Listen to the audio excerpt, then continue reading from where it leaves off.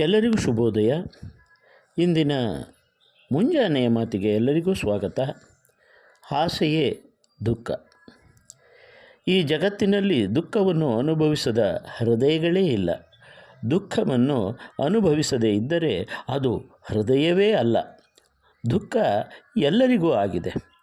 ಮನುಷ್ಯನಿಗೆ ದುಃಖ ಯಾಕೆ ಬರುತ್ತದೆ ಎನ್ನುವುದರ ಬಗ್ಗೆ ಆದಿಮಾನವನಿಂದ ಹಿಡಿದು ಆಧುನಿಕ ಮಾನವನವರೆಗೆ ಎಲ್ಲರೂ ಚಿಂತನೆ ಮಾಡಿದ್ದಾರೆ. ಈ ಜಗತ್ತಿನಲ್ಲಿ ಯಾಕೆ ದುಃಖ ಇದೆ? ಪತಂಜಲಿಗಳು ಹಿಮಾಲಯದ ತಪ್ಪಲಲ್ಲಿ ವಾಸ ಮಾಡುತ್ತಿದ್ದರು, ತಪಸ್ಸು ಮಾಡುತ್ತಿದ್ದರು. ಇದಕ್ಕೆ ಉತ್ತರ ಕಂಡುಕೊಳ್ಳುವುದಕ್ಕೆ ಅವರಿಗೆ ಪ್ರಯತ್ನವಂತೂ ನಡೆದಿತ್ತು.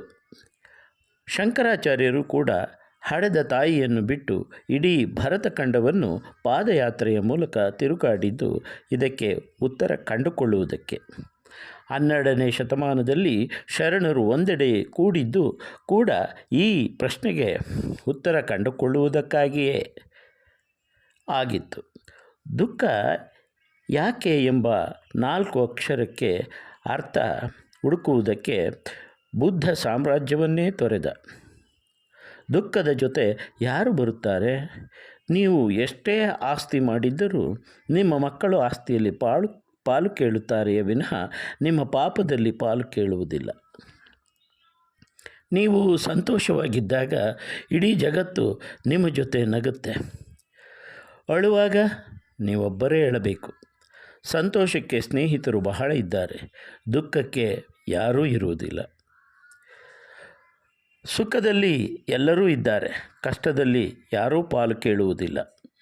ನಿಮ್ಮ ದೇಹವನ್ನು ನೋಡಿ. ಸಂತೋಷವಾಗಿ ಚಪ್ಪಾಳೆ ಹೊಡೆಯುವಾಗ ನಿಮ್ಮ ಕೈಯಲ್ಲಿರುವ ಎಲ್ಲ ಬೆರಳುಗಳು ಒಂದಕ್ಕೊಂದು ಸೇರುತ್ತವೆ. ಕಷ್ಟ ಕಣ್ಣೀರು ಬಂದರೆ ಒಂದು ಬೆರಳು ಮಾತ್ರ ನೀರನ್ನು ಒರೆಸುತ್ತದೆ. ನಮ್ಮ ಕಣ್ಣೀರು ಒರೆಸಲು ನಮ್ಮ ಕೈಯಾಗಿನ 10 ಬೆರಳುಗಳು ಬರುವುದಿಲ್ಲ. ಅಂದಮೇಲೆ ನಮ್ಮ ದುಃಖಕ್ಕೆ ಜಗದ ಜನ ಯಾಕೆ ಬರ್ತಾರೆ?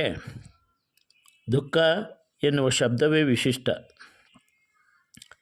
ಧು ಮತ್ತು ಖ ಅಕ್ಷರಗಳ ನಡುವೆ 2 ಕಣ್ಣೀರಿನ ಹನಿ ಇಟ್ಟಿದ್ದಾರೆ. ಭಾಷಾ ತಜ್ಞರು ದುಃಖ ಯಾಕೆ ಎನ್ನುವುದಕ್ಕೆ ಬುದ್ಧನಿಗೆ ಉತ್ತರ ಸಿಕ್ಕಿತ್ತು. ಬುದ್ಧ ಹೇಳುತ್ತಾನೆ, ಇಚ್ಛೆಯೇ ದುಃಖಕ್ಕೆ ಮೂಲ. ಅಳು ಯಾಕೆ ಎಂದರೆ ಅತ್ತರೆ ಬಯಸಿದ್ದು ಸಿಗುತ್ತದೆ ಎಂದು ಸಣ್ಣವರಿದ್ದಾಗಿನಿಂದ ಕಲಿತಿದ್ದೇವೆ ನಾವು. ಸಣ್ಣವರಿದ್ದಾಗ ಅಳುತ್ತಿದ್ವಿ. ನಾವು ಬಯಸಿದ್ದನ್ನು ತಂದೆ ತಾಯಿ ಕೊಡಿಸುತ್ತಿದ್ದರು. ದೊಡ್ಡವರಾದ ಮೇಲೆ ಅಳುತ್ತಿದ್ದೇವೆ, ಆದರೆ ಬಯಸಿದ್ದು ಸಿಗುತ್ತಿಲ್ಲ. ಸಣ್ಣವರಿದ್ದಾಗ ನಾವು ಸಣ್ಣವರಿದ್ವಿ, ನಮ್ಮ ಬಯಕೆ ಕೂಡ ಸಣ್ಣದಿತ್ತು, ಅದು ಬೇಗನೆ ಪೂರೈಕೆ ಆಗುತ್ತಿತ್ತು.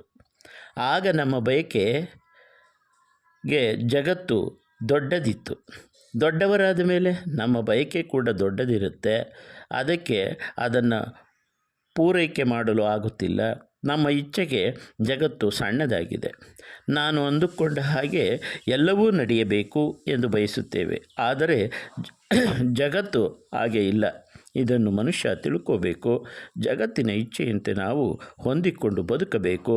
ಬಯಸಿದ್ದೆಲ್ಲ ಸಿಗೋದಿಲ್ಲ ಅನ್ನುವ ಅರಿವು ಮನುಷ್ಯನಿಗೆ ಇರಬೇಕು ಎನ್ನುವುದು ಇಂದಿನ ಮುಂಜಾನೆ ಮಾತಿನ ವಿಶೇಷ.